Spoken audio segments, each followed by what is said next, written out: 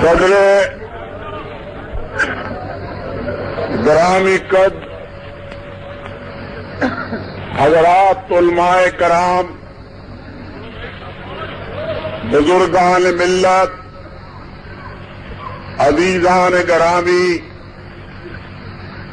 میری بہنوں اور میرے بھائیوں، میرے لیے آج کا دن بڑی خوشی کا دن ہے، بڑے افتخار کا دن ہے اور بڑے عز کا دن ہے۔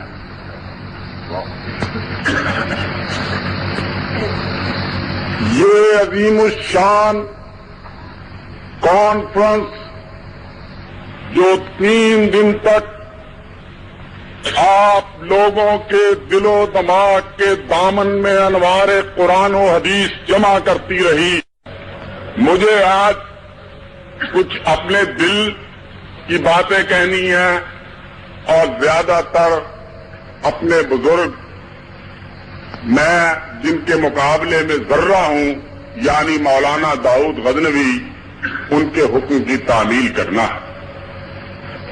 میں ان کے حکم کے پس منظر کو بھی سمجھتا ہوں، پیش منظر کو بھی سمجھتا ہوں اور طے منظر کو بھی سمجھتا ہوں۔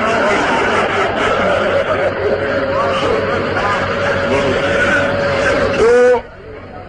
3 دن تک یہ جہاں جو کچھ ہوتا رہا، جیسے دین کا تذکرہ رہا، جس طرح اسلام کا ذکر ہوا، جس طرح قرآن پاک کا ذکر ہوا، جس طرح سرور کائنات صلی اللہ علیہ وسلم کی بارگاہ میں عقیدت کے پھول پیش کیے گئے، وہ سب آپ کے سامنے ہیں۔ اور میں سمجھتا ہوں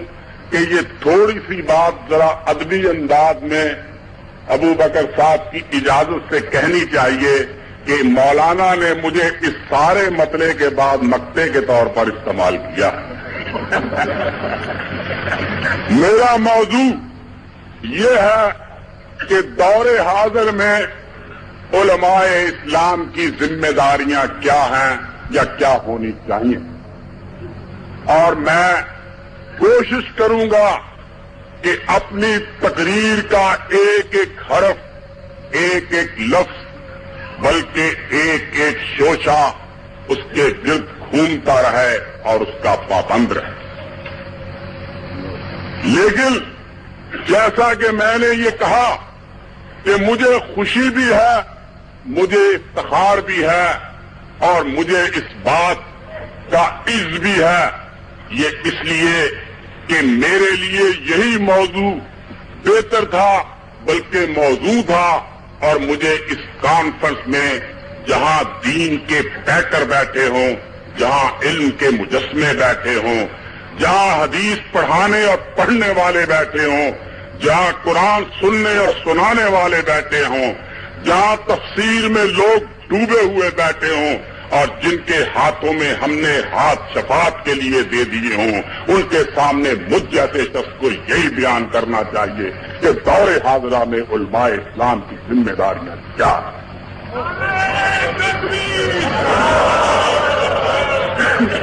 دوستو، مجھے افسوس ہے ایک بات کا کہ بعض لوگوں نے میرے بارے میں یہ غلط تصور قائم کیا ہے کہ میں اس قسم کی باتیں کرتا ہوں جس سے کسی کی طبیعت میں پرخاش پیدا ہوتی ہے، جس کے کسی کے ذہن میں جا کر کانٹا چبھتا ہے، جس سے کسی کے دماغ میں جا کر لرزش پیدا ہوتی ہے، جس سے کسی کی طبیعت جھنجھلاتی ہے، جس سے کسی کے خیالات میں جا کر تنکر پڑتے ہیں۔ ایسی کوئی بات نہیں۔ میں آج کی تقریر، اور میں جانتا ہوں کہ آج جو کچھ چلتا رہا ہے اس کے پیش نظر مجھے یہ کہنا چاہیے کہ آپ بھی میری تقریر کو غور سے سنیں، میرے خیالات کو غور سے سنیں۔ جو کچھ میں آج آپ کے سامنے کہوں گا، بلکہ آپ سے زیادہ علماء کرام سے کہوں گا۔ میں کل بھی علماء کرام کے خیالات سننے کے لیے آیا تھا، اور آج بھی علماء کرام کے خیالات میں نے سنے ہیں اور میں ان کے خیالات سے بڑی حد تک واقف ہوں، لیکن جب میں اس موضوع کو لے کر ان کے سامنے آیا ہوں اور میں یہ کہتا ہوں کہ میں اپنے دل و دماغ کی سرگزشت ان کے سامنے رکھنا چاہتا ہوں، تو میں ان سے یہ کہتا ہوں کہ میں اپنے ہم عمر نوجوانوں کے دل و دماغ کی سرگزشت ان کے سامنے رکھنا چاہتا ہوں۔ اس کی وجہ یہ ہے، یہ ٹھیک ہے ہم لوگ اس بات کا دعویٰ کرتے ہیں کہ کلام اللہ جو ہے وہ کامل کتاب ہے، اللہ کا قرآن جو ہے وہ کامل کتاب ہے، اور وہ اس میں یہ خوبی ہے کہ اس میں تمام دنیا کی ہدایت اور تمام دنیا کی رہنمائی موجود ہے۔ اس میں ہم جتنے مسلمان جہاں پر بیٹھے ہیں ان میں سے ایک مسلمان بھی اس سے انکار نہیں کر سکتا، اور کوئی مسلمان اس وقت تک مسلمان نہیں رہتا ہے جب تک کہ وہ قرآن پر ایمان نہ رکھتا ہو، توحید پر ایمان نہ رکھتا ہو، رسالت پر ایمان نہ رکھتا ہو، اس بات کی شہادت نہ دیتا ہو کہ اللہ ایک ہے، وہی ہمارا معبود ہے، اسی کے راس پانے کے لیے ہماری جبی ہے، اور محمد ہمارے رسول ہیں، وہ ہمارے پاس اللہ کا پیغام لائے ہیں، اور ان کے بعد کوئی نبی پیدا نہیں ہو سکتا ہے، اور جو ان کے بعد نبی ہونے کا دعویٰ کرتا ہے وہ قرہ ارضی پر سب سے بڑا جھوٹا۔ لیکن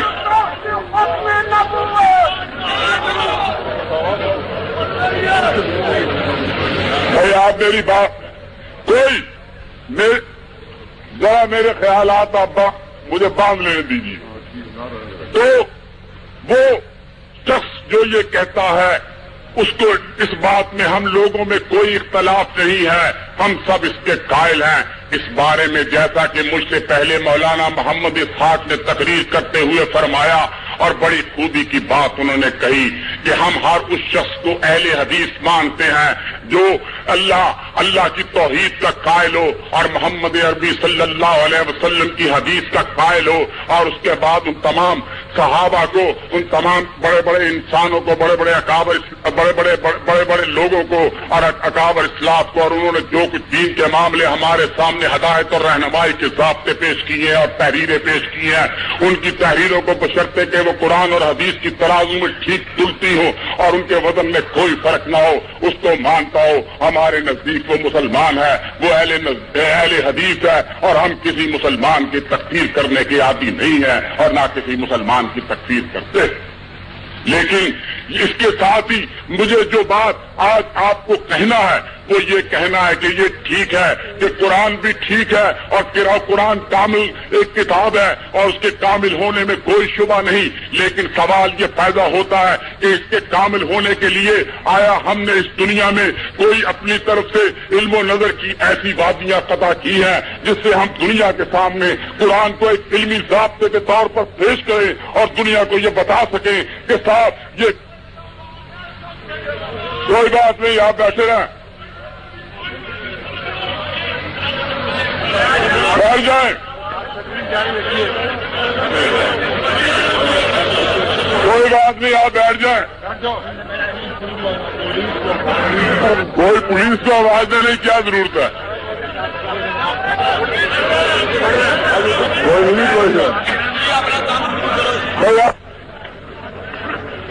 بالکل خاموش رہیں، یہ اینٹیں بھائی آپ کوئی آدمی مہربانی کر کے ان کو اینٹیں مارنا کوئی ایسی بات نہیں، انہوں نے آج سارا دن ان اینٹوں کا انتظام کیا ہے، ہمارے پاس اس بات کی اطلاع تھی اور میں تو مولانا کے ارشاد کا پابند ہوں اور اس کی تعمیل کروں گا۔ یہ بھی بات غلط ہے، کسی نے کہا پولیس کو بلاؤ اور پولیس ان کا انتظام کرے کہ یہ اینٹیں نہ مارے، کوئی پولیس کو بلانے کی ضرورت نہیں، جو اللہ کا نام لیا کرتے ہیں ان کو اینٹیں پڑا کرتی ہیں، اینٹیں پڑھنے دو، ہم کو پولیس کی مدد کی کوئی ضرورت نہیں۔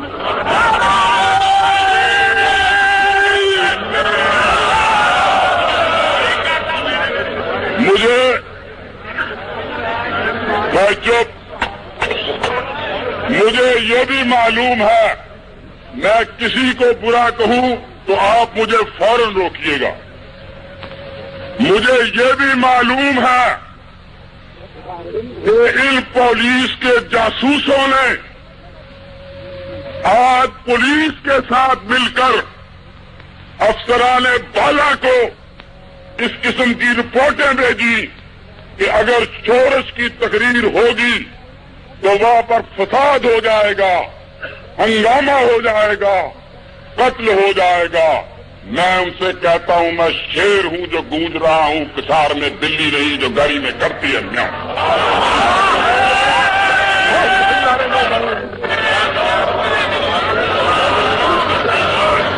مجھے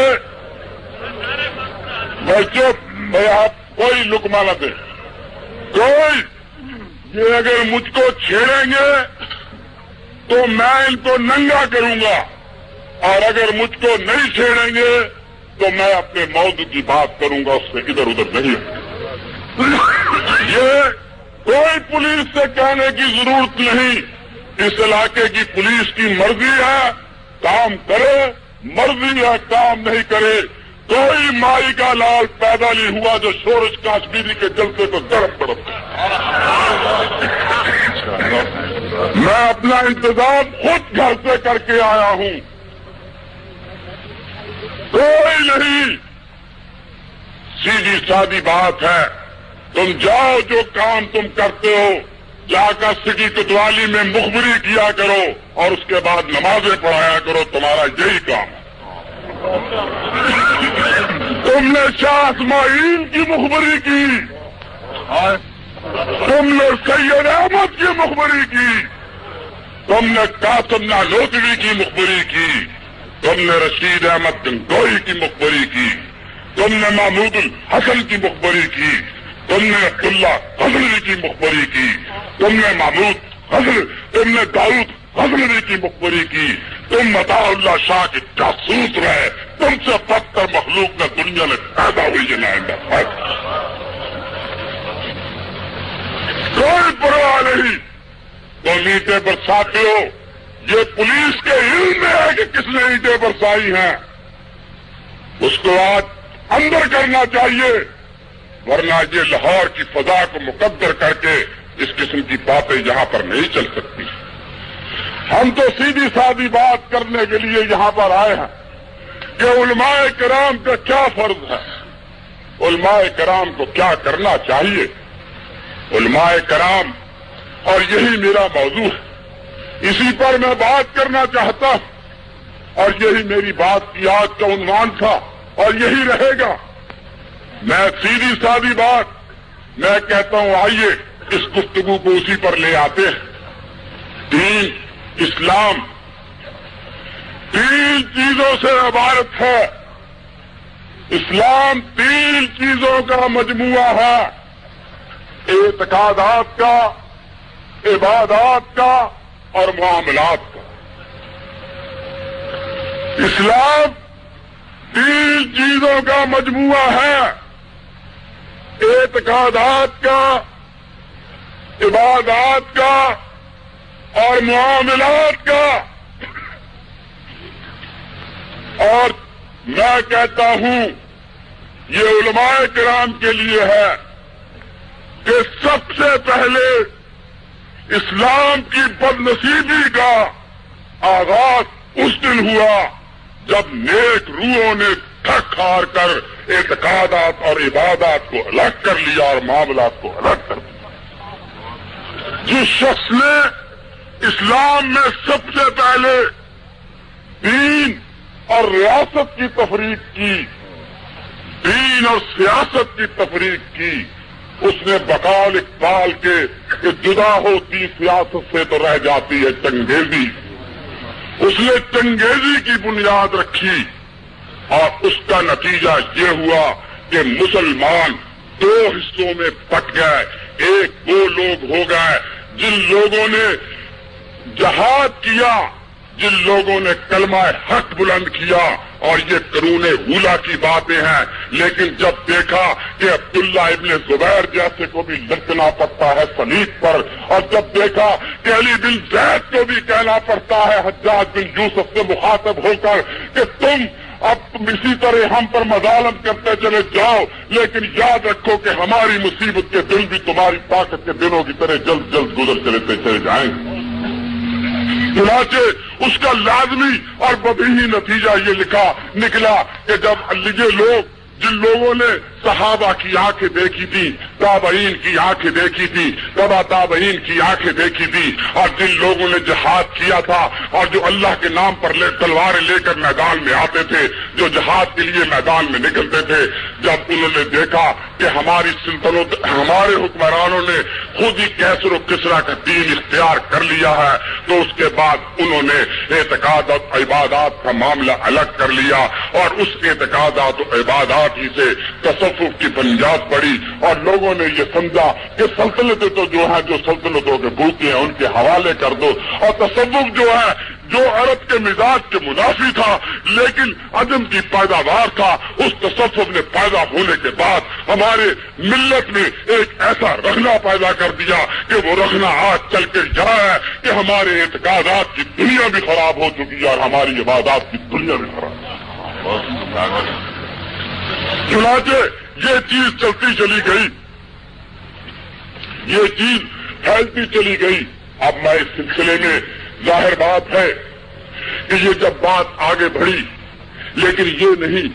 اللہ کا دین اسی طرح چلتا رہتا ہے، حق کہنے والے اسی طرح آتے رہتے ہیں، پیدا ہوتے رہتے ہیں، حق جوان ہوتا رہتا ہے، حق دودھ پی کر پلتا رہتا ہے، اور حق دودھ بھی کس کا پیتا ہے؟ مشیت الہی کا دودھ پیتا ہے، وہ جوان ہوتا رہتا ہے، حق چلتا رہا۔ چنانچہ آپ دیکھیں کہ اگر قرون اولا میں ہم کو یہ بھی بات ہے، خود خلافت راشدہ کے زمانے میں اگر ابو ذر غفاری جیسی راست باز زبانیں اور ابو ہریرہ جیسی راست باز زبانیں ہم کو ملتی ہیں، تو پھر اس کے بعد امیر معاویہ کے دربار میں بھی ہم کو سچی زبانیں ملتی ہیں، اور اس کے بعد امویوں کی خلافت کے زمانے میں بھی ہم کو سچی زبانیں ملتی ہیں، اور ان سچی زبانوں ہی کا نتیجہ تھا کہ عمر بن عبدالعزیز ہمارے سامنے آتے ہیں، جس کے بارے میں اقبال کہتا ہے کہ ہوئی نہ عام جہاں میں کبھی حکومت عشق، سبب یہ ہے کہ محبت زمانہ صاف۔ چنانچہ یہ دور بھی ہمارے سامنے آیا، لیکن اس زمانے میں بھی آپ دیکھیے کہ آج جیسا کہ یہاں پر رات کہہ رہے تھے، مولانا قاری صاحب تقریر کرتے ہوئے کہہ رہے تھے، یہ جو ہمارے سامنے فقہ آیا، یہ ہمارے سامنے جو چار ہمارے بڑے بڑے امام آئے، یا امام ابو حنیفہ آئے، امام مالک آئے، امام شافعی آئے، اور امام احمد بن حنبل آئے، آپ دیکھیے کہ آج بھی اگر دین میں نام لیا جاتا ہے، اگر آج بھی سلسلے میں تمام اس چیز میں کوئی نام ہمارے سامنے آتا ہے تو ان چار کا نام ہے، اور یہ چاروں کے ماننے والے دنیا میں موجود ہیں۔ لیکن آپ دیکھیے کہ انہوں نے زندگی میں حق کو کس طرح قائم رکھا۔ ابو حنیفہ کو یاد کیجئے، کس طرح ابو حنیفہ سے جب کہا جعفر بن منصور نے کہ تم آؤ اور تم آ کر روزہ قضا قبول کرو، یہ علماء کا منصب تھا، اور یہی علماء کو آج سوچنا چاہیے کہ وہ اس منصب پر پورے اترتے ہیں یا نہیں اترتے ہیں۔ یہ میں آج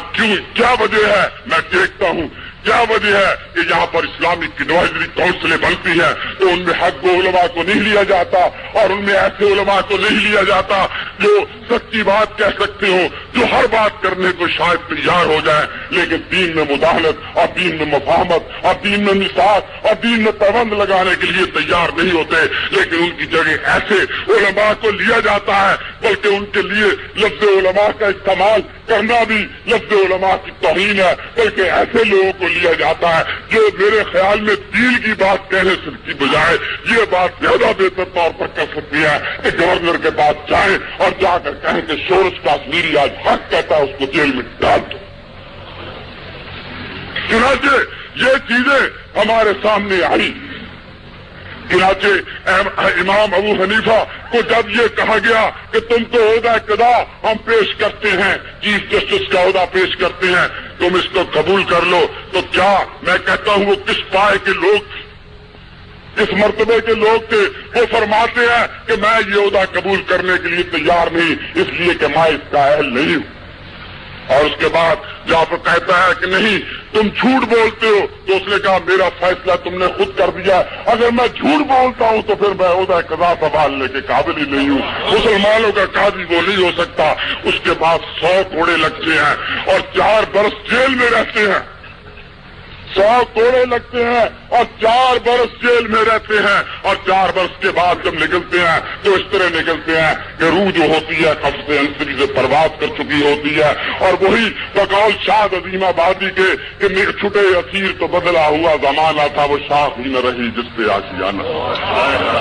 چنانچہ ایک ایمان وہ، اور اس کے بعد آپ دیکھیے امام مالک کا معاملہ آپ کے سامنے ہے۔ امام مالک کو کوڑے مارے جاتے ہیں، امام مالک کی پیٹھ ڈالی جاتی ہے، امام مالک کو رسوا کیا جاتا ہے، امام مالک کو ننگے اونٹ پر بٹھا کر ان پر پتھراؤ کیا جاتا ہے، سب کچھ کیا جاتا ہے، جیل میں بھیجا جاتا ہے، ہر طرح کی ان کے سامنے ذلت، لیکن اس کے بعد وہ کلمہ حق کو ترک کرنے کے لیے تیار نہیں ہوتے۔ وہاں بھی یہی طلاق کا مسئلہ تھا، یہی آئلی قوانین کا مسئلہ تھا، لیکن وہاں پر کوئی مداخلت نہیں تھی اور کوئی دین فروشی کا نام نہیں۔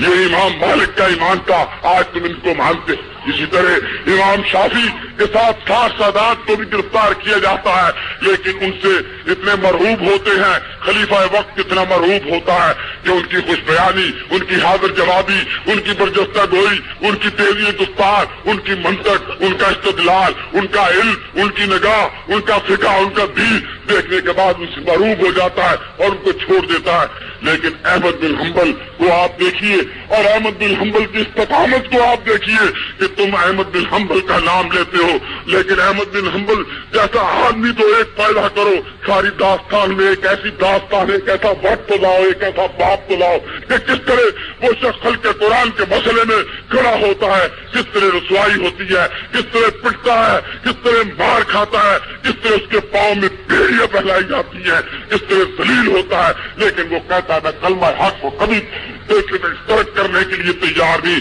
کیونکہ میری زندگی جو ہے وہ تو صرف اللہ کے آستانے کے لیے بنی ہے، کسی دہلیز شاہی کے لیے نہیں بنی۔ چنانچہ جب ہم ان کا نام لیتے ہیں، جب ہم ان کا ذکر کرتے ہیں، جب ان کو ہم سامنے لاتے ہیں تو علماء کرام خود سوچے کہ یہ جب اس بات کی وراثت کا اعلان کرتے ہیں کہ ہم رسول اللہ کے مسلک کے وارث ہیں، اور ہم پھر اس کے بعد صحابہ کرام کے وارث ہیں، اور ہم اس کے بعد ان لوگوں کے وارث ہیں جن کو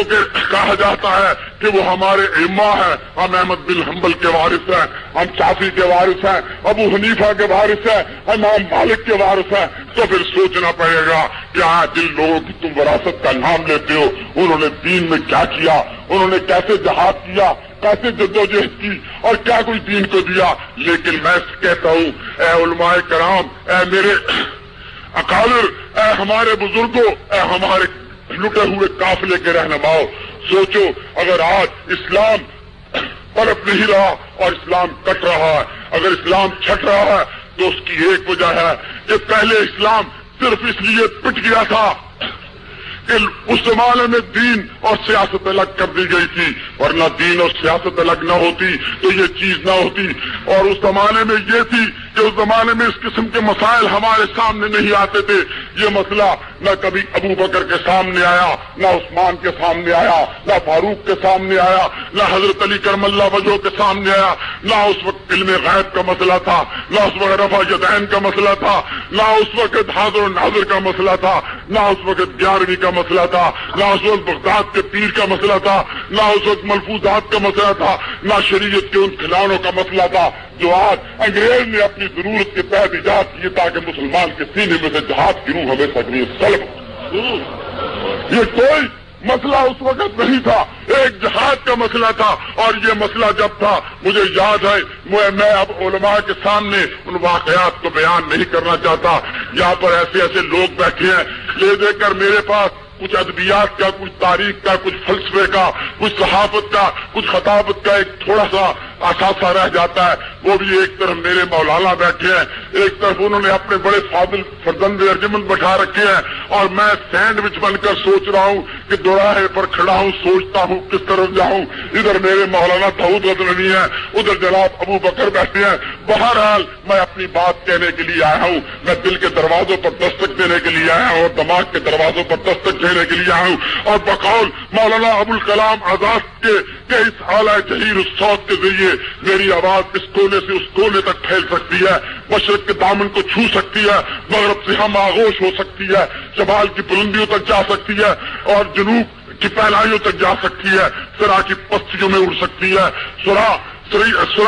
کی پستیوں میں اٹھ سکتی ہے اور سریا کی بلندی تک پہنچ سکتی ہے. لیکن اے عزیزان ملت، میں تم سے پوچھتا ہوں، تم مجھ کو بتاؤ کہ تمہارے دل اور دماغ کے درمیان کتنا فاصلہ ہے تاکہ کوشش کروں کہ اپنی آواز کو وہاں تک پہنچاؤں. دوستو، آج یہ سوال ہے، چنانچہ آپ دیکھیے کہ جب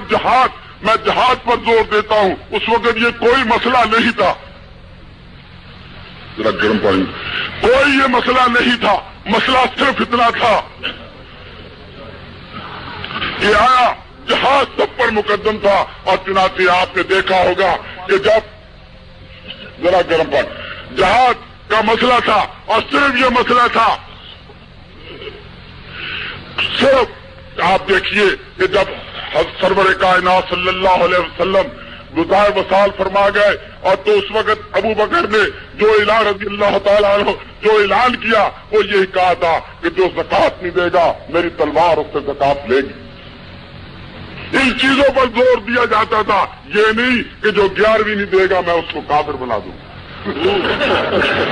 کوئی مسئلہ نہیں،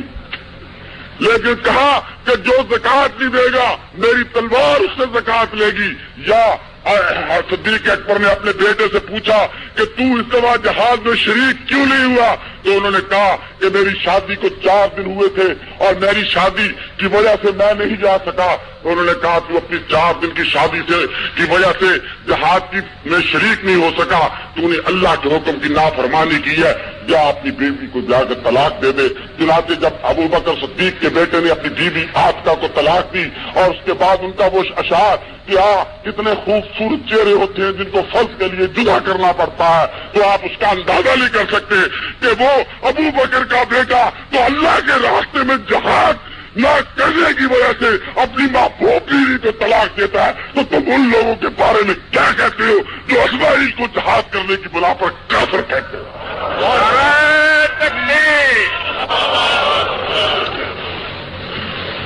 چنانچہ میں اس عبادات کا حصہ چھوڑ دوں، یہ جہاد کی روح جیسے، اور یہ جو اہل حدیث ہے یہ جماعت یہ پیداوار جہاد کی اہل حدیث جماعت. میں اہل حدیث نہیں ہوں،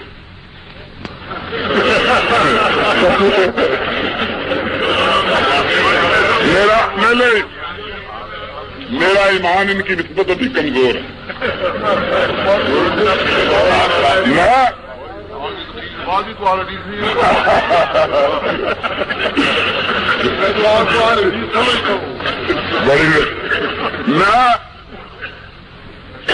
میں ابھی آپ جی میری 3 کتابیں دے دو، ذرا 3 کتابیں دے ہی دو. تھوڑا دیر مولوی ہو گیا جی.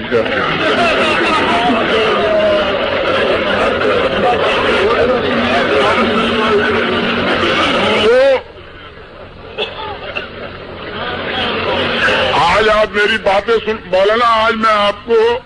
بتاؤں گا کہ نوجوان فوج اسلام سے باغی کیوں ہو رہی. یہ ابھی تو میں اپنی تمہید ہی باندھ رہا ہوں. جیسے آج پولیس نے یہ تمہید باندھی تھی فساد ہو جائے گا، ڈپٹی کمشنر صاحب دفعہ 144 لگا دو، اس طرح میں آج تمہید ہی باندھ رہا ہوں.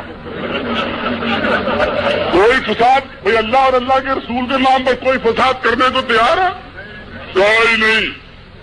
اور پاکستان ہمارا، ہم پاکستان کے، جس کو ضرورت ہو ہماری جانیں لے لے، میرے ہمراہی کریں گے اس طرح جانے نثار، مغفرت کی ذرے ذرے کو دعا دینی پڑے. میرے ہمراہی کریں گے اس طرح جانے نثار، مغفرت کی ذرے ذرے کو دعا دینی پڑے. اور اتنا کر دوں گا میں ماؤں کی محبت کو، بلند دل کے ٹکڑوں کو شہادت کی دعا دینی پڑے.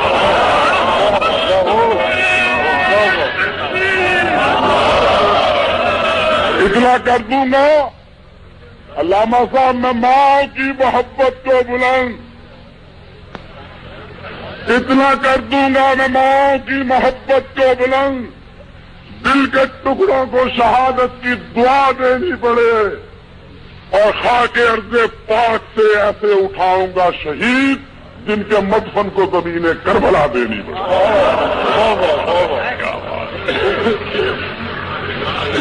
وہ کہتے ہیں ہم سے خطرہ تو ان لوگوں سے ہے جو مسلمان کو کافر کہتے ہیں.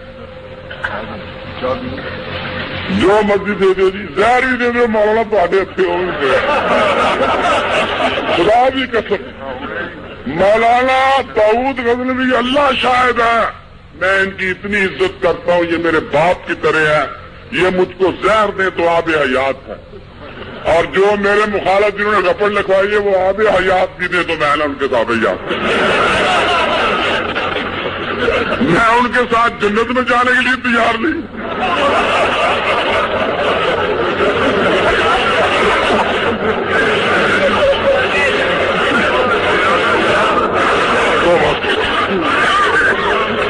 جنت بھی نہیں.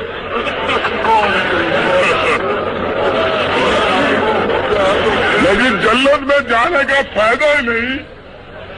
حضور سوچیے یہ اس جنت میں جانے سے کیا فائدہ جس جنت میں ان کی روح سے، ان کے فتوے کی روح سے آپ اندازہ کیجئے کہ شاہ عبد الرحیم جہنمی، شاہ ولی اللہ کا باپ، میرے پاس فتویٰ آپ دیکھ سکتے ہیں. شاہ عبد الرحیم جہنمی، شاہ ولی اللہ جہنمی معاذ اللہ، رفیع الدین عبد القادر عبد الغنی شاہ اسحاق، شاہ اسماعیل سید احمد، رشید احمد گنگوئی، قاسم نانوتوی، خلیل احمد مدنی، محمود الحسن دیوبندی، حسین احمد، شبیر احمد عثمانی، اشرف علی تھانوی، مولانا احمد علی، یہ سب جہنمی. اور باقی توبہ. تو آپ یہ نہ کہیے میں جھوٹ بولتا ہوں، میرے پاس میں کتابیں ساتھ لایا ہوں. مولوی بننا پہ ہے جی. ساتھ علامہ صاحب ساتھ سب کہتے ہیں جناب شورش فتنہ پیدا کرتا ہے. میں فتنہ پیدا کرتا ہوں؟ بھائیوں بتاؤ ذرا ہاتھ کھڑے کر کے کہہ دو کہ میں فتنہ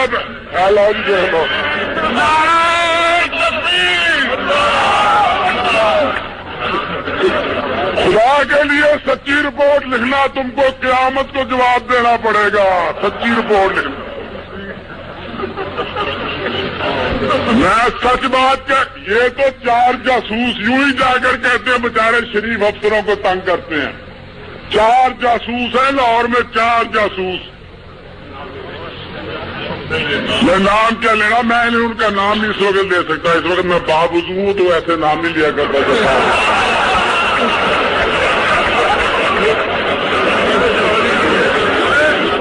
غلط نام لے.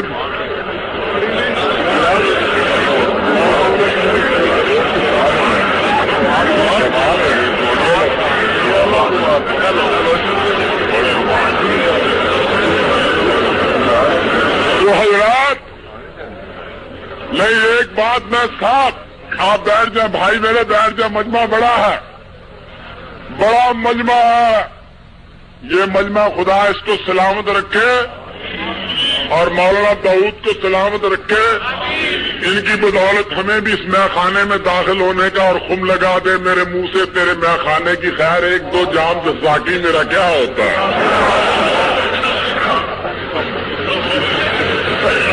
یہ مجمع بڑا ہے اور کوئی اس میں شریر نہیں. یہ جو میرے جن بھائیوں نے اینٹیں دیکھی تھی ابھی وہ بھی میرا قائل ہوں گے، ابھی ہوں گے.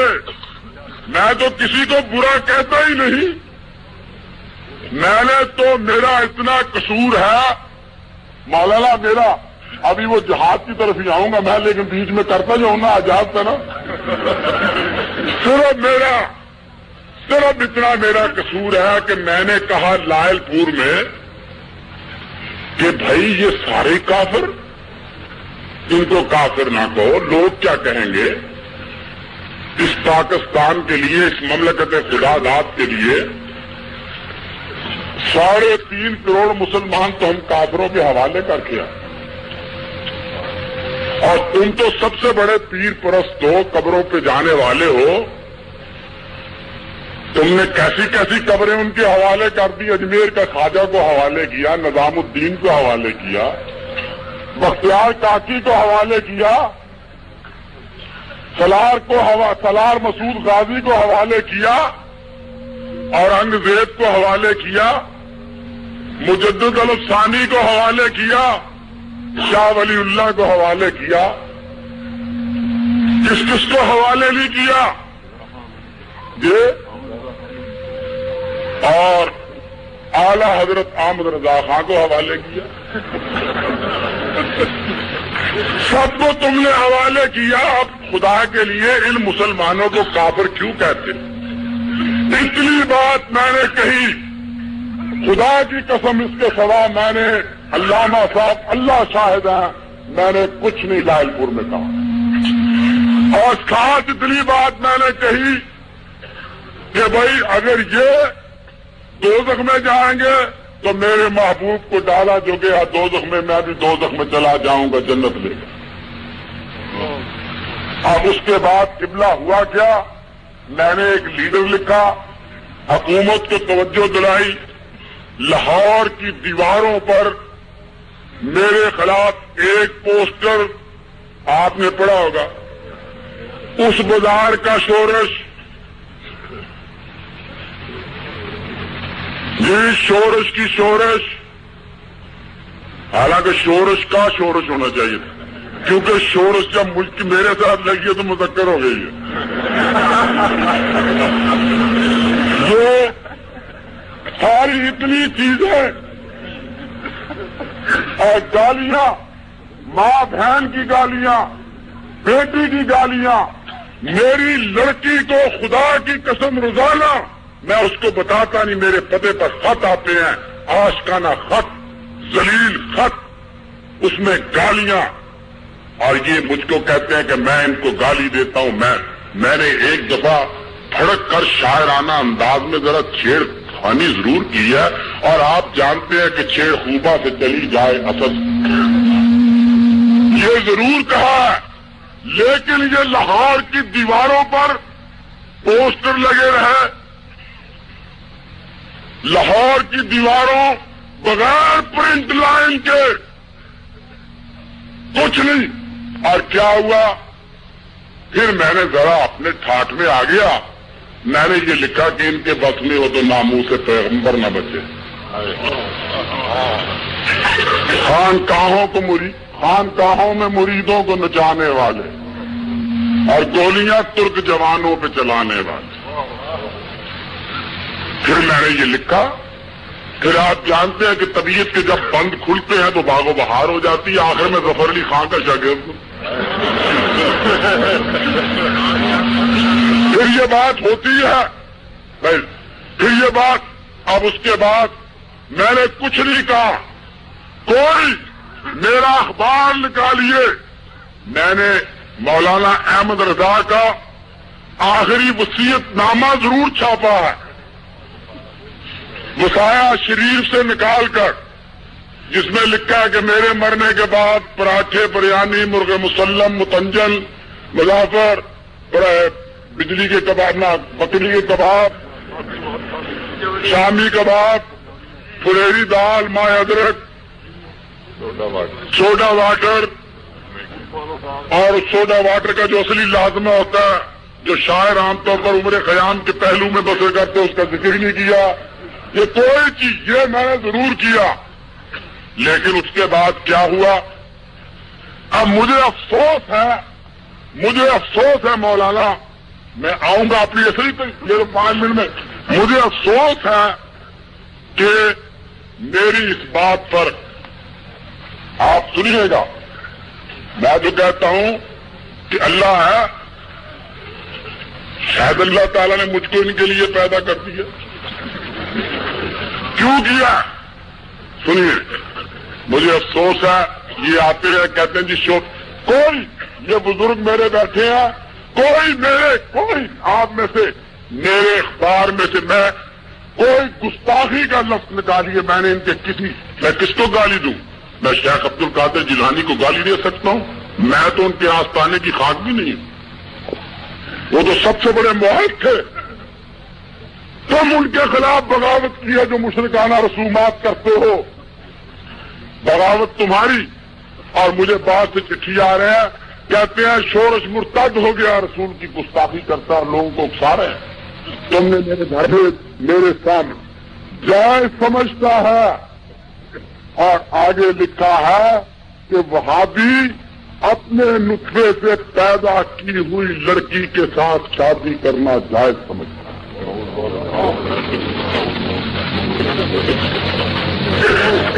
یہ کتاب میرے پاس ہے، کوئی صاحب اس کو پڑھ لیں، کوئی صاحب اس کو پڑھ لیں، کوئی صاحب اس کو پڑھ لیں۔ یہ کتابیں یہاں، اور میں نے اسی پر اس میں لکھا ہے کہ مجھ سے ایک مرید نے سوال کیا، یہ الملفوظہ سوال کیا کہ وہابی اگر نکاح پڑھائے تو جائز ہے؟ یہ اس کتاب میں موجود ہے، اور یہ ہماری پولیس گھبراتی پھرتی ہے، کہتے ہیں کہ صاحب فساد ہو جائے گا، لڑائی ہو جائے گی، کس کے ساتھ لڑائی ہو جائے گی؟ میں خدا کی قسم میں سمجھتا ہوں، میں اپنے وجدان سے محسوس کرتا ہوں، میں اتنا بزدل ہوں، اگر اسماعیل وہاں سے چل کے بالا کوٹ پر شہید ہو سکتا ہے، اگر شیر سنگھ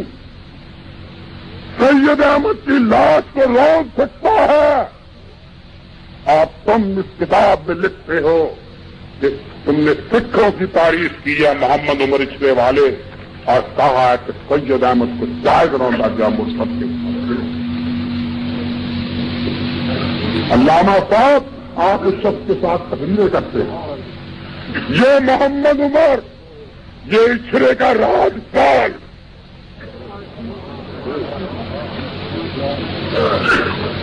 کیوں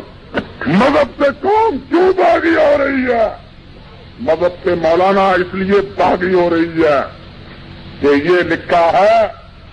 کہ وہابیوں کے نزدیک اپنے نطفے کی لڑکی سے نکاح جائز ہے، وہابیوں کے نزدیک بجو کھانا جائز ہے، یہ اس میں لکھا ہے۔ اور اسی میں یہ لکھا ہے کہ احمد ہائے ہائے ہائے ہائے، خدا آپ کا نام بھی بتاتا ہوں، یہ دوسرا رنگیلا رسول ہے۔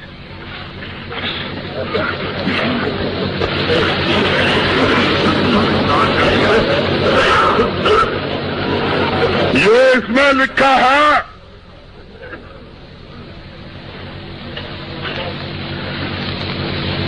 اسماعیل نے، یہ کتاب ہے مقیاس حنفیت، یہ اچھڑا کے محمد عمر اچھڑا نے چھاپی ہے، اور مولانا محمد بن عبد الوہاب، اگر اس کی ایک سطر بھی میں اپنی طرف سے پڑھوں اور جھوٹی ہو تو خدا کی قسم آپ کو اختیار حاصل ہے کہ مجھ کو 500 جوتے مارو۔ یہ علامہ صاحب یہ آپ کے ساتھ بہت تقریریں کرتا ہے، یہ محمد بن عمر، یہ محمد عمر اچھلے والا، یہ اس نے یہ کتاب چھاپی ہے 2 سال 3 سال پہلے، یہ کہتا ہے کہ اسماعیل نے سیاسی موقع سوچا کہ سکھوں کے برخلاف اعلان جہاد کر کے مسلمانوں کو اپنی فوج بنا کر حکومت وہابیہ قائم کی جائے، اور لیکن اللہ کریم نے اسماعیل اور سید احمد کو کی کامیابی العمال بالنیات کے اصول سے منظور نہ تھی، لہذا سکھوں کے مقابلے میں شکست فاش دلوا دی اور سکھوں کے ہاتھ سے قتل کروا دی۔ یہ شخص جب یہ لکھتا ہے اور پھر اس کے بعد یہ شخص یہ کہتا ہے کہ میں کہتا ہوں کہ دین کیسے پیدا ہوگا، اس کے فلسفے کو دیکھتا ہے، اس کے دانش کو دیکھتا ہے، وہ اگر یہ کتاب پڑھتا ہے، پڑھنے کے بعد کہتا ہے کہ میں اسلام قبول کرنے سے انکار کرتا ہوں، تو اس میں اس کا کیا کرتا؟ تم اس کو کیسے روک سکتے ہو؟ اور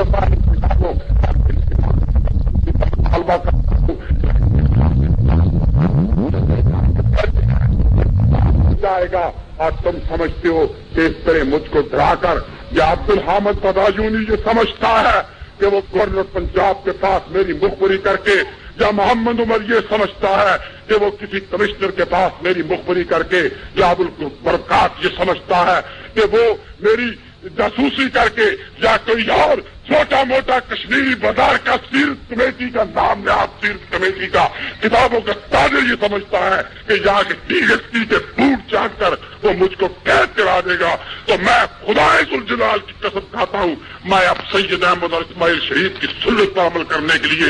یہ تو ہو سکتا ہے کہ میرے 9 بچے قتل ہو جائیں، میری بیوی قتل ہو جائے، میں قتل ہو جاؤں، میرے مکان کو آگ لگا دی جائے، میرا پریس ضبط کر لیا جائے، مجھ کو زندہ بس دور کر دیا لے، لیکن میں اس بزرگ میں کسی کو کافر نہیں کہنے دوں گا، اسماعیل کی عزت کا رکھوالا مت کرا۔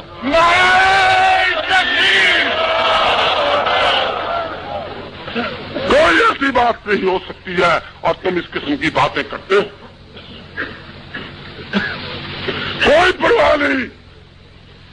تم نے فتنے تم نے، میں کہتا ہوں اس میں کون سی قصور؟ فتنے تم ہو جو مسلمانوں کو، یہ شخص کافر ہے، یہ داؤد غزنوی کافر ہے، یہ علاؤالدین صدیقی کافر ہے، یہ حنیف کافر ہے، یہ اسماعیل کافر ہے،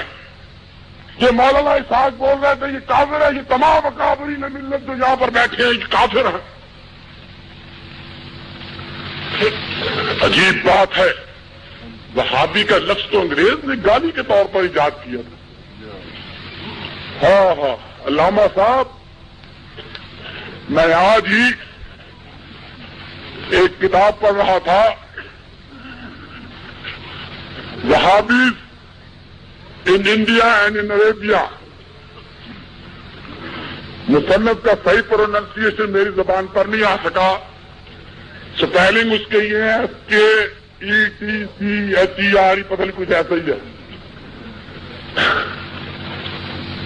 وہ پڑھیے اور وہابیز ان انڈیا پڑھیے،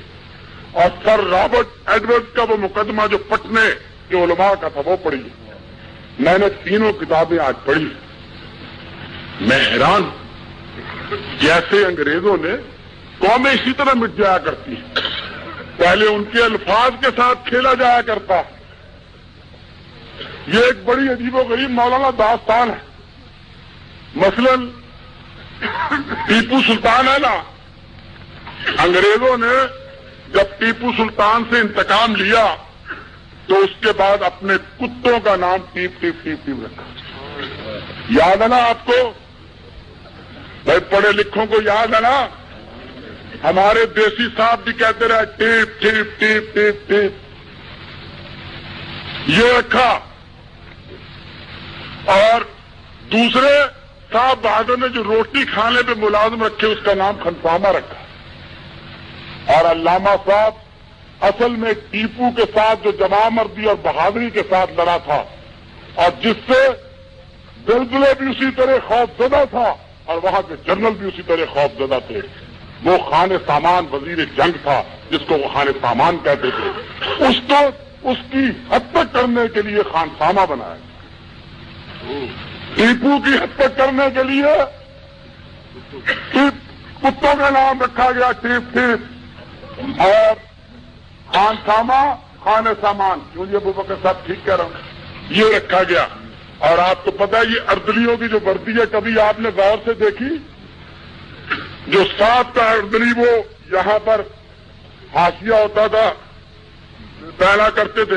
وہ کبھی ٹیپو کی تصویر دیکھیے وہ اس کے بچوں کی اور اس کی اپنی تھی جب وہ شہادت کا کام اس نے نوش کیا یہ کیا اسی طرح اور بھی ہے میں کچھ کرنا نہیں چاہتا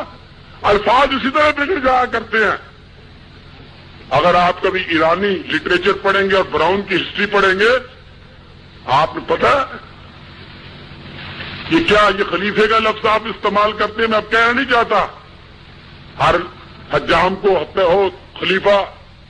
یا کسی کو کہا یہ خلیفہ ہو گیا نکارا ہو گیا کام نکھٹو یہ خلیفے کا لفظ کہاں جاتا ہے یہ بھی بعض خاص قسم کے مصنفوں نے جو خوارج کے ساتھ تعلق رکھتے تھے انہوں نے یہ استعمال کیا اسی طرح شیخ کا جتنی اردو اور فارسی شاعری میں شیخ کی مذمت کی گئی ہے یہ بھی وہ شیخین سے چلا ہے اور پہلے تو آ کے شیخ نے دیکھا ادھر ادھر پھر سر جھکا کے داخلے میں خانہ ہو گیا یہ بھی حد تک وہاں کی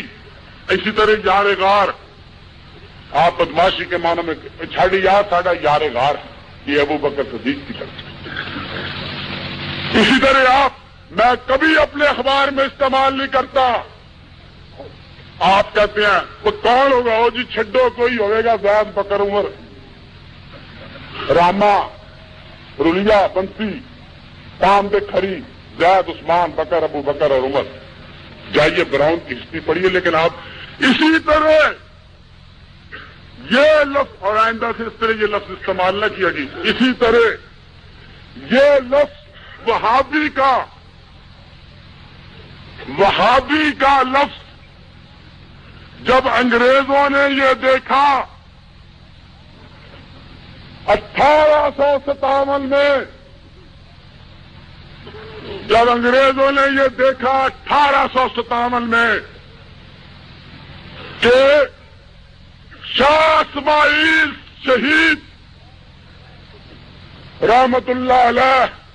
اور سید احمد شہید رحمت اللہ علیہ کے بقیت الصیف اور ان کے نام لیوا مسلمانوں میں سے جہاد کی وہ جو جذبہ ہے وہ ولولہ اور پاک پن ہے وہ نہیں جانے دیتے تو پھر وہ ساری چیزیں جب ڈیولپ کرتی چلی گئیں سن 1857 اس کے بعد علماء صادق پور کا مقدمہ پٹنے 5 مقدمے مالدہ کا پٹنہ کا امبالہ کا صادق پور کا اور ایک اور مقدمہ مجھے یاد نہیں جس میں مولانا یحییٰ علی کو پہلے پھانسی کی سزا دی گئی پھر یہ لکھا گیا لکھنؤ کا ٹھیک کہا آپ نے پھانسی کی سزا دی گئی پھر یہ لکھا گیا کہ یہ پھانسی کی سزا سننے کے بعد پھانسی کی کوٹری میں اس کا وزن بڑھ گیا ہائے ہائے پھانسی کی کوٹری میں اس کا وزن بڑھ گیا ہے اور مولانا یحییٰ علی لکھتے ہیں کہ جب پھانسی کی کوٹری میں ان کو لگایا گیا اور وہاں لے جا کر ان کی داڑھی جو تھی مونڈ دی گئی اور مونڈنے کے بعد ان کی داڑھی ان کے پاؤں میں پھینک دی گئی تو وہ اپنی داڑھی کے بال اٹھا اٹھا کے روتے جاتے تھے اور کہتے جاتے تھے کہ تو مجھ سے بازی لے گئی شکر کر کے اللہ کے راستے میں تو کٹ گئی اور میں اس کی انتظار تو اللہ کے راستے میں کٹ گئی ہے اور میں اس کے انتظار میں ہوں یہ مقدمہ پھر اس کے بعد یہ مجاہدین کی جنگیں پھر جنگیں امبیلا یہ بڑی جنگیں انگریز اس سے سخت پریشان اور یہ جو 2 کتابیں میں نے 3 آپ کو بتائی ہیں میں نے اپنے پاس رکھی ہیں ان کتابوں کو پڑھیے اور اس کی تفصیلات میں جائیے خود لکھتا ہے W ہنٹر کہ بھائی وہابی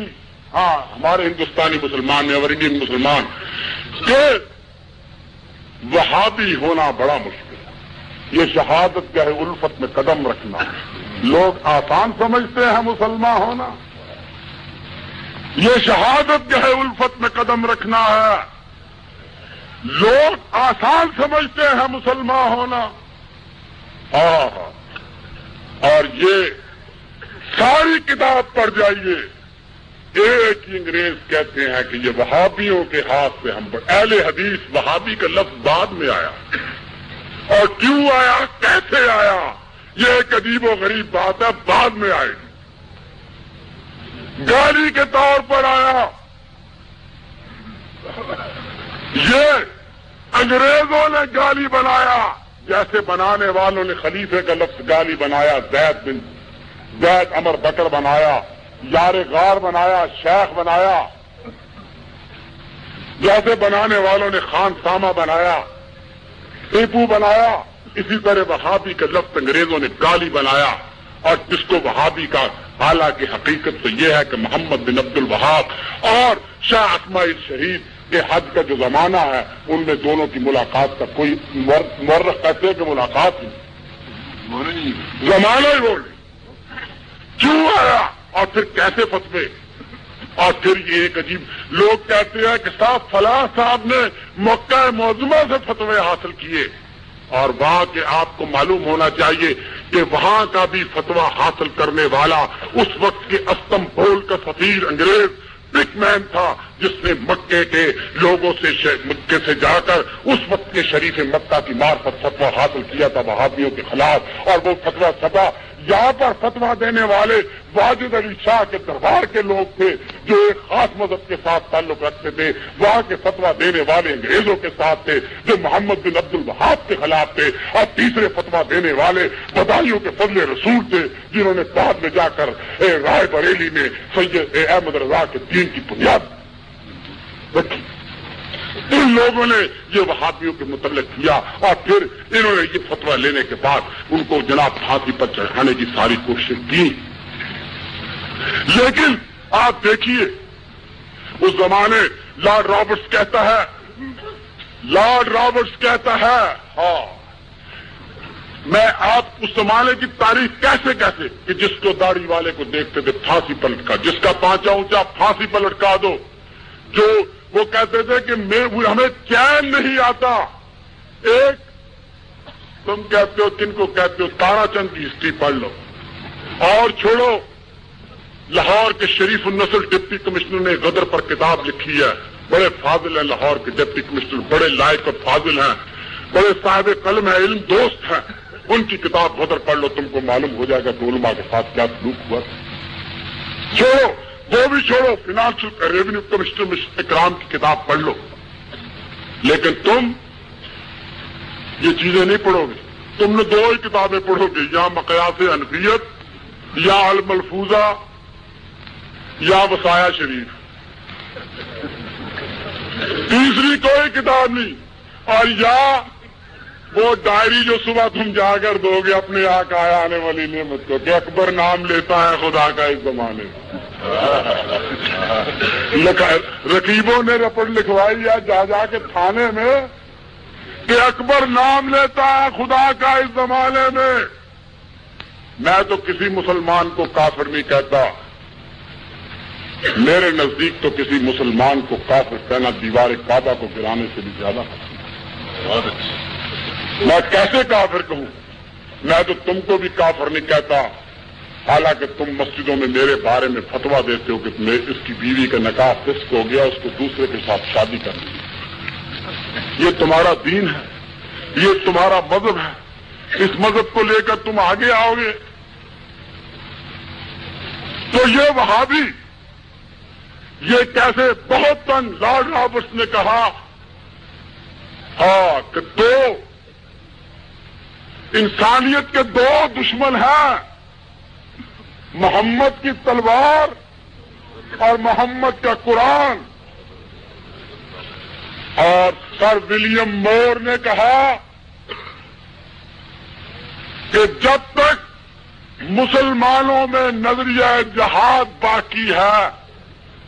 اس وقت تک ہندوستان میں انگریزی حکومت کی بنیادیں مضبوط نہیں ہو سکتی۔ یہ دونوں حوالے بھی جا کر موج کوثر میں جو ہمارے اس ملک کے فنانشل کمشنر مسٹر اکرام PhD کی کتاب ہے، آپ دیکھ سکتے ہیں، میں نے آپ کو بتا دیا۔ یہ اس زمانے کی باتیں ہیں، چنانچہ آپ اس زمانے کے تمام انگریز مصنفین جنہوں نے انگریزی جنہوں نے یہاں کی پولیٹیکل ہسٹریز لکھی ہیں پڑھیے، ان میں ایک ہی چیز ملتی ہے کہ ہم کو ان مجاہدین سے اور جہاد کا نعرہ دینے والوں سے کس طرح نجات دلائی جائے. کہ ہم ان کو پھانسی کی سزا دیتے ہیں تو ان کا وزن بڑھ جاتا ہے، ہم ان کو موت کے سامنے لاتے ہیں تو موت جو ہے ان کے آگے گھٹنے ٹیک دیتی. یہ ساری چیزیں سامنے ہیں. چنانچہ اس چیز کو انگریز نے آخر بڑی جدوجہد کے بعد روکا، اور جیسا کہ اقبال کہتا ہے کہ جو تھا ناخوب بتدریج وہی خوب ہوا کہ بدل جاتا ہے قوموں کا غلامی میں ضمیر. جو تھا ناخوب بتدریج وہی خوب ہوا کہ بدل جاتا ہے قوموں کا غلامی میں ضمیر. اور وہ ضمیر بدلا. چنانچہ رائے بریلی کے سید احمد کا انتقام لینے کے لیے جناب انہوں نے پاس بریلی میں احمد رضا خان کو پیدا کیا، جس وہابی کو پرابلم بنا تھا. اور وہابیوں کی جو بنگال کی تاریخ ہے وہ تو اتنی تاریخ ہے کہ کہنے کی بات ہی نہیں. جو کچھ بنگال میں ہوتا رہا، جو کچھ ڈبلیو ایچ سینٹر نے بنگال کے وہابیوں کے بارے میں لکھا، یہ ادھر سے جہاں انہوں نے فتویٰ دیا. اب کیسے فتویٰ آیا؟ شاہ عبد العزیز نے، اس سے وہ زیادہ چپتا ہے، سر ولیم ہینٹر یو پی کا گورنر جس نے علی گڑھ کالج کی بنیاد رکھی تھی اور جس نے سب سے پہلے رسول اللہ کے خلاف کتاب لکھی اور جس کا سید احمد نے جواب بھی لکھا. سید احمد یہ سر ولیم میور، وہ آپ دیکھیے کہ کیسے چلتا ہے کہ شاہ عبد العزیز نے اور ان کے بھتیجے شاہ اسحاق نے، شاہ اسحاق ہی تھے، انہوں نے یہ فتویٰ دیا کہ ہندوستان دارالحرب ہے اور دارالاسلام نہیں رہا ہے. اور انگریز یہ کہتے تھے کہ جب تک اس سرزمین میں دارالحرب کا فتویٰ موجود ہے ہم امن سے قائم نہیں رہ سکتے ہیں. چنانچہ اس بات کو کرنے کے لیے جن لوگوں نے یہ فتویٰ دیا ان میں محمد علی پاشا مصر والے تھے، جو اس وقت آپ جانتے ہیں ترکوں کے خلاف عرب تھے، اور وہاں پر بھیج کر وہی محمد بن عبد الوہاب کے نام پر وہاں بھی دارالحرب تو دارالاسلام ہونے کا فتویٰ لیا گیا، اور وہ چند علماء آئے اور یہاں سے ان کی بات پر دارالحرب ہونے کا فتویٰ لیا گیا کہ یہ دارالاسلام ہے. جن میں ایک بعد میں احمد رضا تھے، پہلے فضل رسول تھے، یا پھر وہ خان بہادر ان کا نام بھول گیا ان کے والد تھے، اور یا پھر کلکتے کے بعد علماء تھے، اور یا واجد علی شاہ کے دربار کے باہر مجتہد تھے جن کا نام دینا اس وقت میں ضروری نہیں سمجھتا ہوں. ان لوگوں نے یہ فتوے دیے اور آج یہ کہتے ہیں کہ ان فتووں کی روح سے شاہ اسماعیل کافر ہے اور فلاں کافر ہے اور فلاں کافر ہے. سچی بات تو یہ ہے کہ ان فتووں ہی کا نتیجہ تھا کہ جب یہ دیوبند کا سکول آف تھاٹ جو تھا ان کے سامنے زیر عتاب رہا، کیونکہ دیوبند کے سکول آف تھاٹ کو دیوبند والوں کو شکست دینے کے لیے جو کچھ چالیں چلی گئی، جو کچھ سازشیں کی گئی، جیسا کچھ کیا گیا، وہ تاریخ کا ایک الگ باب ہے اور اس کو میں اس وقت پیش کرنے کے لیے. لیکن دوستو یہ بات اس وقت بھی سامنے آئی.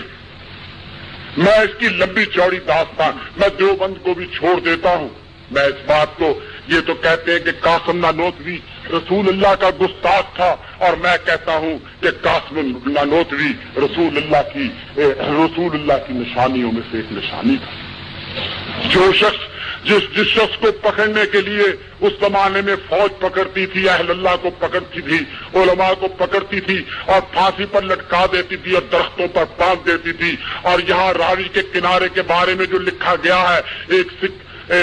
ریجیمنٹ کے اس وقت کے صوبے دار نے جو لکھا ہے اس کی یادداشت اس لائبریری میں موجود ہے، جائیے اور جانے کے بعد پڑھیے. وہ کہتا ہے کہ جب ہم ان مسلمانوں کو ڈھونڈتے تھے اور ان کی بوٹیاں اتارتے تھے، کبھی ان کا بازو کاٹ لاتے تھے، کبھی ان کی انگلی کاٹ لاتے تھے، کبھی ان کی ایک آنکھ نکال لاتے تھے، کبھی ان کے بھیجے پر ضربے لگاتے تھے، کبھی ان کے رخسار کاٹ لاتے تھے، کبھی ان کے 32 دانتوں میں سے دانت توڑ لاتے تھے، اور کبھی رقص بسمل کا تماشا دیکھنے کے بعد جب شام کو فوج شراب پینے کے بعد ان کے گرد ناچا کرتی تھی تو رقص بسمل کا ایک ایسا تماشا ہوتا تھا کہ اس تماشے ہی کے بارے میں بعد میں جب کلکتے کے پادریوں کو یہ سوال دیا گیا کہ غدر کے بارے میں ایک جواب مضمون لکھو تو ان پادریوں نے خالی صفحے چھوڑ دیے. انہوں نے کہا یہ اتنا دردناک واقعہ ہے کہ بائبل کے جو ہے وہ اس کے بارے میں ہمیں دوسری تعلیم دیتی ہے اور ہم یہاں سامراجی مصلحتوں کو ننگا نہیں کرنا چاہتے.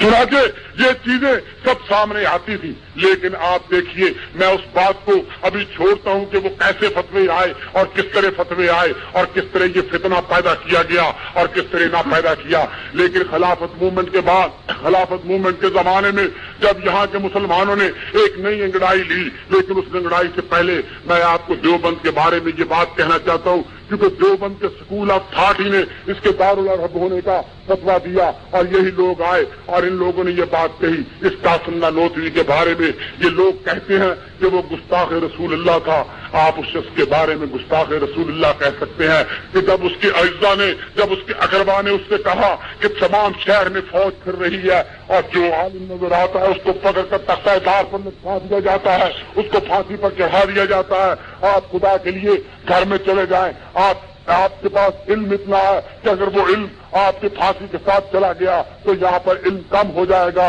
اور دین کی نشانیاں کم ہو جائیں گی. وہ ان کو گھر میں لے جاتے ہیں اور گھر میں لے جانے کے بعد ان کے اقربا کے پاس ان کو کہتے ہیں کہ 3 دن تک تو گھر رہتے, کچھ دن گھر میں رہیے. لیکن 3 دن کے بعد قاسم نانوتوی باہر آ جاتے ہیں اور ان کی بیٹیاں, ان کی بہن, ان کی بیوی یا ان کے دوسرے عزیز ان سے کہتے ہیں اور دوست اور معتقد ان سے کہتے ہیں کہ آپ باہر کیوں آ گئے ہیں؟ باہر تو فوج آپ کو ڈھونڈ رہی ہے, بہت پولیس والے آپ کو ڈھونڈ رہے ہیں, بہت انگریزی سارجنٹ آپ کو ڈھونڈ رہا ہے. تو وہ کہتے ہیں کہ بھائی 3 دن سے زیادہ میں اپنے گھر میں نہیں رہ سکتا, کیونکہ میں 3 دن سے زیادہ اپنے گھر میں رہوں گا تو یہ سنت رسول اللہ کی خلاف ورزی ہوگی, کیونکہ میرے نبی بھی غار ثور میں 3 دن ہی رہے تھے.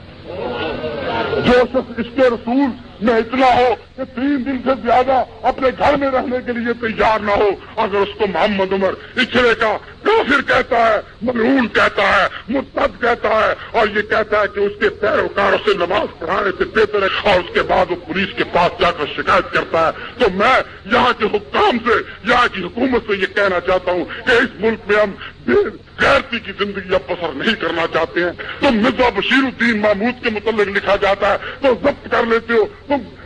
فانی آقاؤں کے بارے میں لکھا جاتا ہے تو ضبط کر لیتے ہو, تم اور حاکموں کے بارے میں لکھا جاتا ہے تو ضبط کر لیتے ہو. تو جن کے ساتھ ہماری عاقبت ہے, جن کے ساتھ ہمارا دین ہے, جن کے ساتھ ہمارا علم ہے, ہمارا اسلام ہے, اگر ان کے بارے میں یہ لکھا جائے گا اور تم ہم کو کہے گا کہ ہم مداخلت کریں تو ہم قیامت کے دن اللہ کو کیا جواب دیں گے؟ ہم تمہارے ساتھ جواب دے کر قید ہونے کو تیار ہیں, لیکن اللہ کے سامنے رسوا ہونے کو تیار نہیں.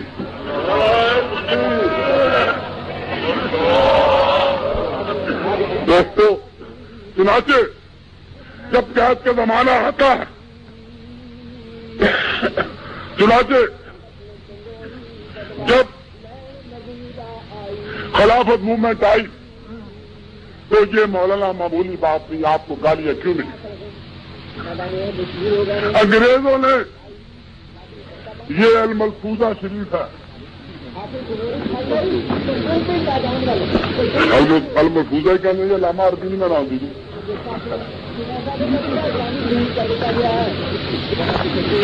یہ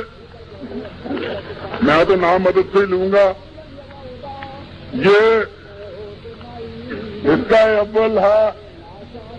ملفوظات حضور پر نور اعلی حضرت,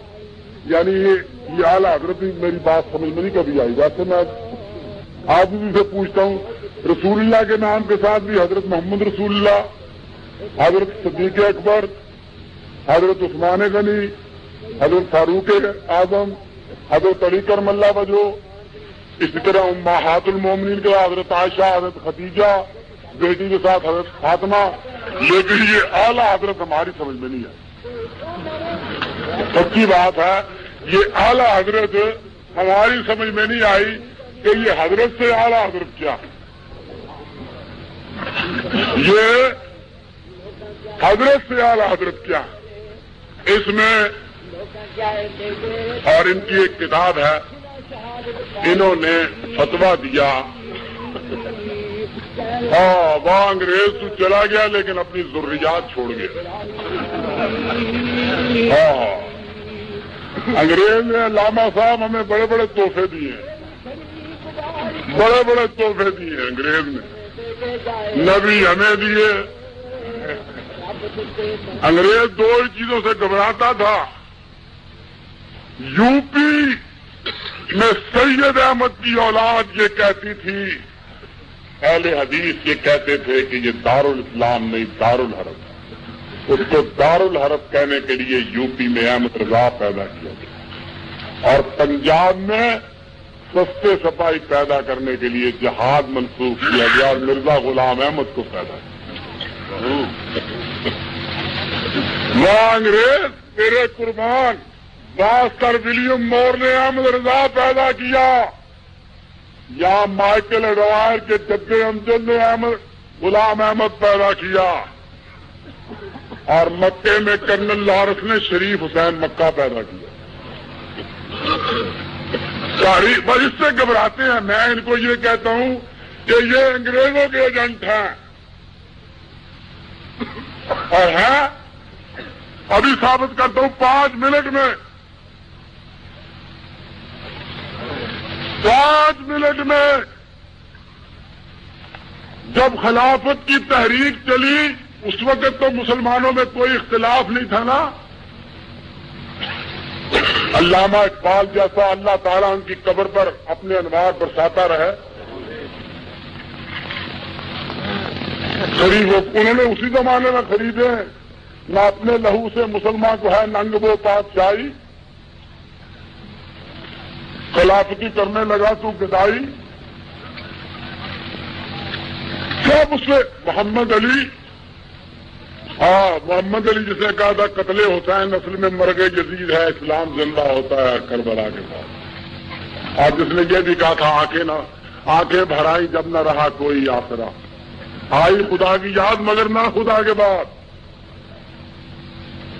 اور توحید یہ ہے کہ سب کچھ خدا سے مانگ لیا, تجھ کو مانگ کر اٹھتے نہیں ہیں ہاتھ میرے اس دعا کے بعد. اور یا توحید یہ ہے, توحید تو یہ ہے کہ خدا حشر میں کہہ دے یہ بندہ دو عالم سے خطا میرے لیے. یہ انسان سب اکٹھے تھے, فرنگی محل, ندوہ, دیوبند اور اس کی تمام شاخیں, مولانا محمد علی, شوکت علی, ابوالکلام, یہ سب لوگ امرتسر میں اس پودے کی آبیاری کرنے والے. ہمارے شاہ جی بھی ان کے نزدیک کافر ہے.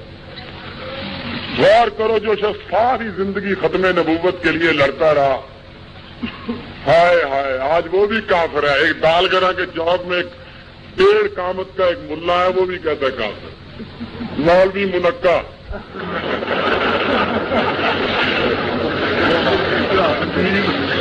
پھر کہتے جی ان کی بے عزتی نہ کرو. شورش کشمیری جو شاہ صاحب کو کافر کہے, شاہ صاحب مولانا شاہ صاحب کافر تھے, بخاری کافر تھا. خدا کے لیے کہو عطا اللہ شاہ بخاری کافر تھا. وہ کافر تھا جو ختم نبوت کے لیے لڑتا رہا, جس کی ساری عمر میں کوئی زیادہ آدمی گھر میں گیا تو ایسے پڑا تھا جیسے ایک بے گورو کفن لاش پڑی ہو. اس طرح پڑا تھا وہ کافر. اور یہ مولوی محمد حسین نعیمی اور منقع مسلمان, میں کہتا ہوں اے اکابر حکومت, ان کی زبانوں کو لگام دو. ہماری ان سے کوئی لڑائی نہیں, کوئی جھگڑا نہیں, کوئی تنازع نہیں, کوئی فساد نہیں, کوئی شر نہیں, لیکن ہم اپنے اکابر کو کافر نہیں سن سکتے. ہمارا پیمانہ صبر لبریز ہو چکا ہے. وہ کافر, ان کا تعاقب کرنے والا, انگریز سے لڑنے والا کافر, ختم نبوت کے فارق سے لڑنے والا کافر, ابو الحسنات کو ساتھ لے کر چلنے والا کافر, اس کی نہیں مولانا ابو البرکات، اس کی نہیں، شرم تو اپنے بھائی کی شرم کرو، مولانا ابو الاسلاف رحمۃ اللہ علیہ کی شرم، اس کی شرم کرو، اس کو کافر کہتے ہو؟ اور کوئی تمہاری زبانوں کو لگام نہیں، کوئی تمہیں پوچھنے والا نہیں، کوئی تمہیں سمجھانے والا نہیں، فتنہ تم پیدا کرتے ہو کہ ہم پیدا کرتے ہیں؟ میں خدا کی قسم، میں مولانا آپ کو سچ کہتا ہوں، سب میرے مخالف ہو جائیں، آپ بھی ہو جائیں، دیوبند بھی ہو جائے، کوئی بھی ہو جائے، میں جب تک زندہ ہوں ان کو نہیں کہنے دوں گا، راتوں کو ان کی نیندیں حرام کر دوں گا اور ان کی نیندوں میں جن بن کے گھس جاؤں گا۔ میں اب ان کو چھوڑوں گا نہیں۔ یہ کافر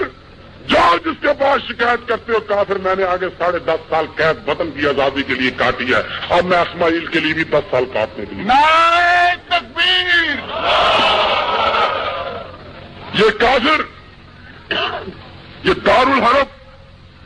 کہ کیوں اس کہا کہ یہ دارالحرب ہے، اور انگریزوں کے لیے کہا، انگریزوں نے یہ فتویٰ مولوی احمد رضا کا یہ فتویٰ لاکھوں کی تعداد میں تقسیم کیا۔ ان کے تعویذ جو ترکوں کے خلاف دیے گئے، ترکوں کے خلاف تعویذ دیے تھے انہوں نے، آپ کو یاد ہے نا، کہ جاؤ ترکوں پر، انگریز کی فوج میں بھرتی ہو کر جاؤ، ترکوں کی گولی تم پر اثر نہیں کرے گی۔ میں نے وہ تعویذ منگوا لی ہے، بریلی نمبر میں چھاپ رہا ہوں، استنبول کے عجائب خانے میں پڑے ہوئے تھے، اس کی تصویر منگوا لی، خدا کی قسم۔ ہاں جی وہ بھی ہے، حاجی صاحب میں کوئی چھڑ دینا آج جیل آئے واسطے نہ بڑی رات جیل گزاری، آج ساری رات نہ دی میرے واسطے۔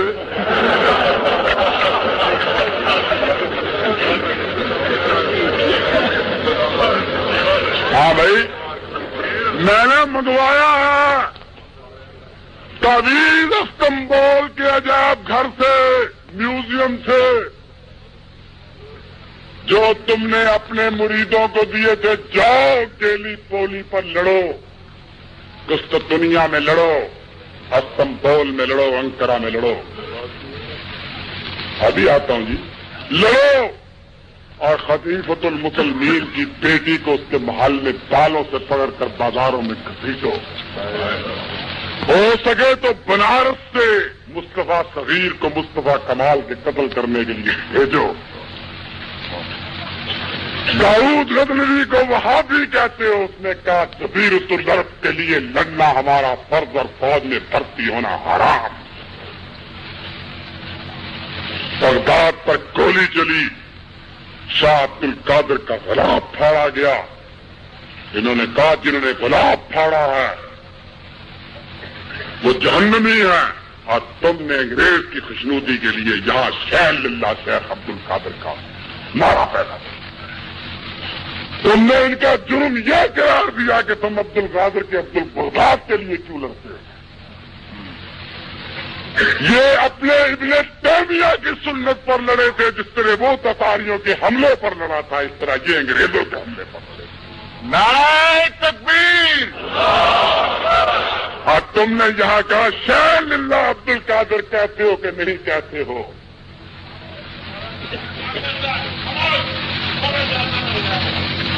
کیا کہتے ہو؟ جو بابا جی اپنی نعرہ لگائیں گے یہ کیا کہتے ہو؟ یہ اس کے لیے لڑے، ہاں،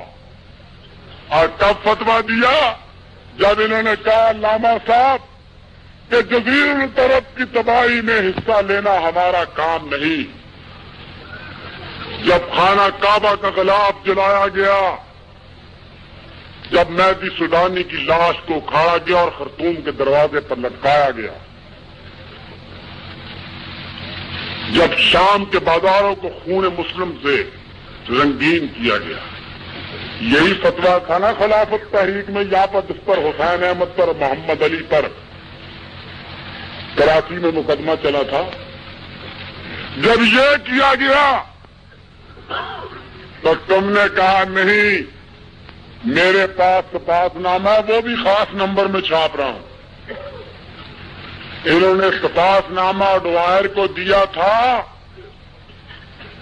کہ آپ نے ترکوں کے ساتھ جو سلوک کیا ٹھیک کیا، کیونکہ انہوں نے قرآن سے بغاوت کر کے فساد فی الارض کیا تھا۔ وہ میرے پاس فتویٰ بھی وہ بھی چھاپوں گا۔ ہاں، اگر حکومت کو مخبری کر کے پرچہ ضبط کرا دو، مجھے جیل میں بھجوا دو، جب رہا آؤں گا پھر تمہارے پیچھے۔ میں گیا وقت نہیں ہوں کہ کبھی یاد ہے۔ جنوری تو ہے میری جہاں تو دسمبر میں چھوڑوں گا نہیں میں تم کو، تاکہ محمد عمر، ابو البرکات، فیض الحسن شاہ اور سردار احمد لائل پوری، یہ 4 فتنے ہیں،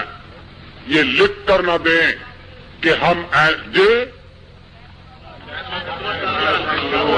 یار ہوتے ہیں کہاں ہے ان چڈو، وہ بدھو میاں بھی حضرت گاندھی کے ساتھ ہے۔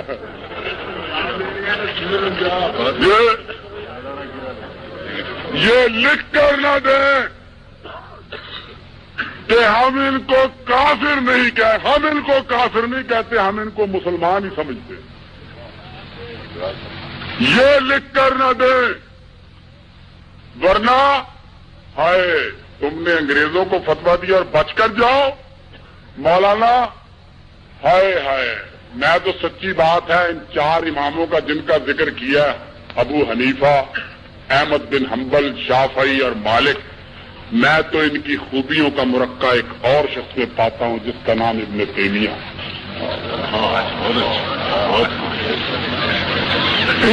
میں ان کا بہت قائل ہوں،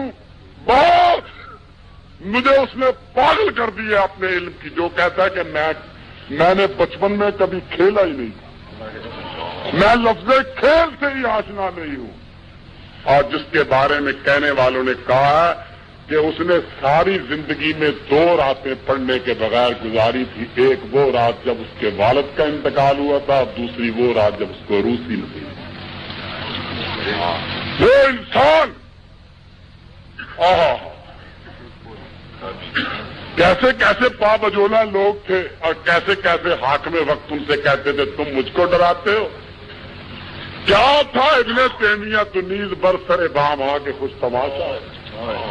بجرم عشق تمامی کشند کے غوغائے، بجرم عشق تمامی کشند کے غوغائے، تو نیز برسر بام آ کے خوش تماشا ہے، اور گریز دست ماں آ کے مرد غوغانی، گریز دست ماں آ کے مرد غوغانی، کسے کے کشتہ نشد از قبیل ایمان۔ اور یہ وہی مصرع ہے جس کے بارے میں اقبال کہتا ہے بملک جم نہ بہم مصرع نذیرا، بملک جم نہ بہم مصرع نذیرا، کسے کے کشتہ نشد از قبیل ایمان۔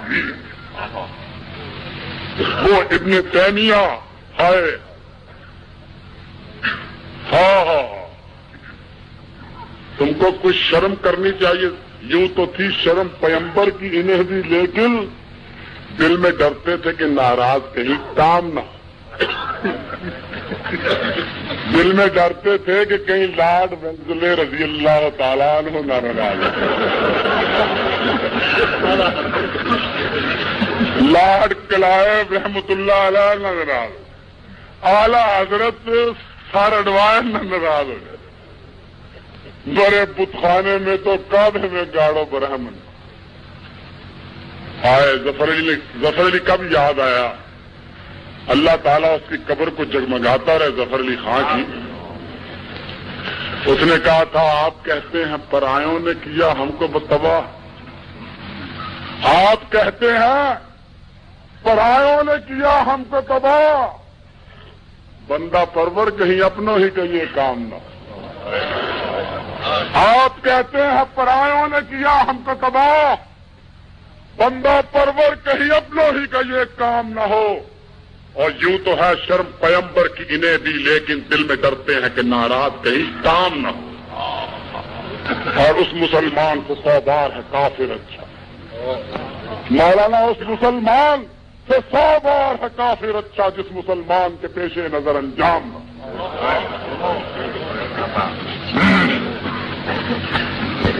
جب ظفر علی کہتا تھا یہ کہہ کر حق جتا دوں گا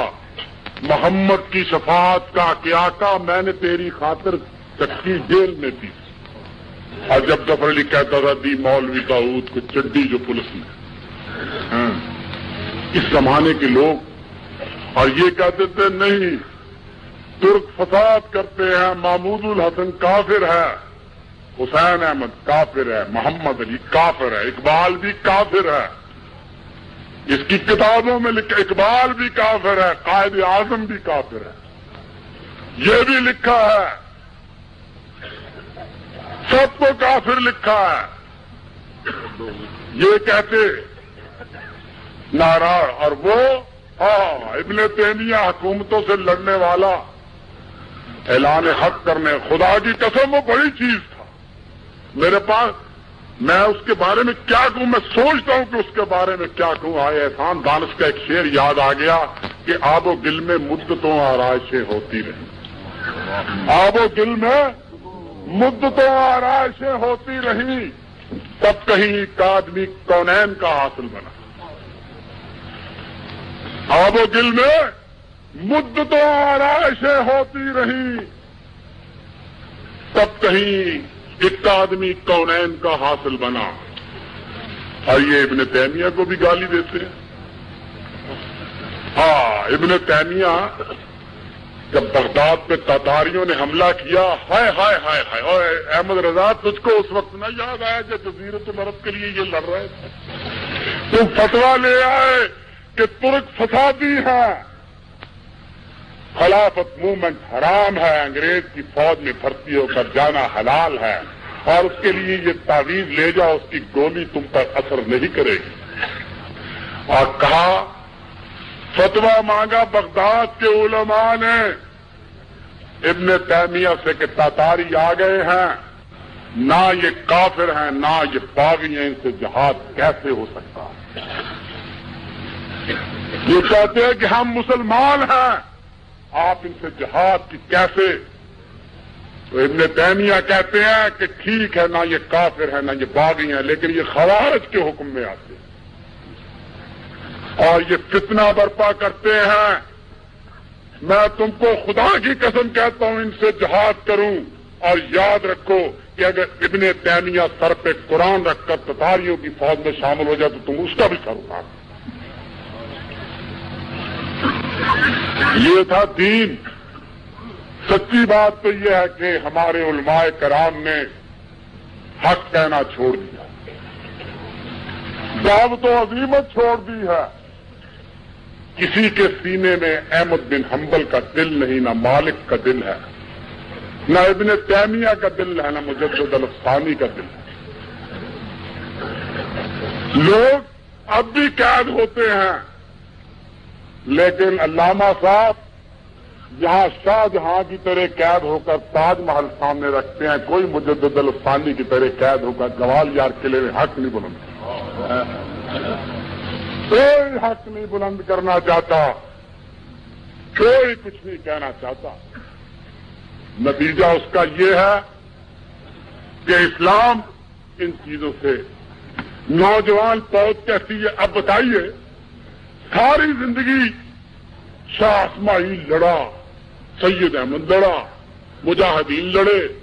قاسم نانوتوی نے یہ کیا، رشید احمد گنگوئی نے یہ کیا. یہ ہمارے سامنے مفتی محمد حسن اور احمد علی نے کیا کچھ اسلام کے لیے نہیں کیا، کتنی خدمت کی. تو اگر یہ ساری زندگی قرآن پڑھانے، تفسیر لکھنے کے بعد جنت کے حقدار نہیں